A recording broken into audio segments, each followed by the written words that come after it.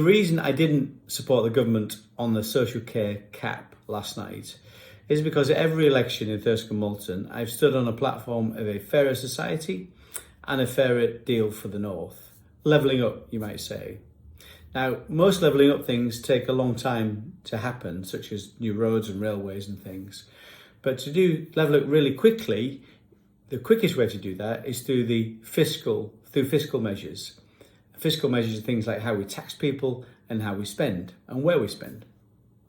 Now, many of the measures the government brought forward yesterday were more generous than have previously been proposed, and everybody under the new social care cap is better off, it's fair to say. So there's lots of good things from the government yesterday.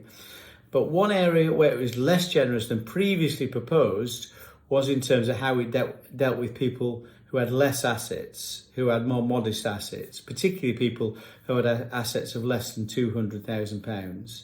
And those people were worse off than had previously been proposed.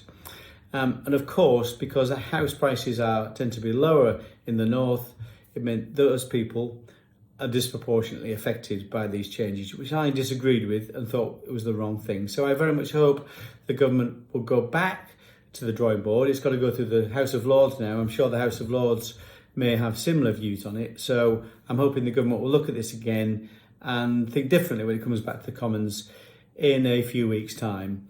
I'm also concerned, I've got to say, also the previous measures included a zero cap for people with learning difficulties, for example. And again, that wasn't evident yesterday in the government's legislation. So really hope the government will look at this again. Hopefully we'll agree with a few of us that were against these measures. Quite a lot of us actually against these measures. Quite a few people abstained, as well as the 18 Conservatives that voted against it. So we'll keep you posted and hopefully we'll get the change we need to properly level up in the North.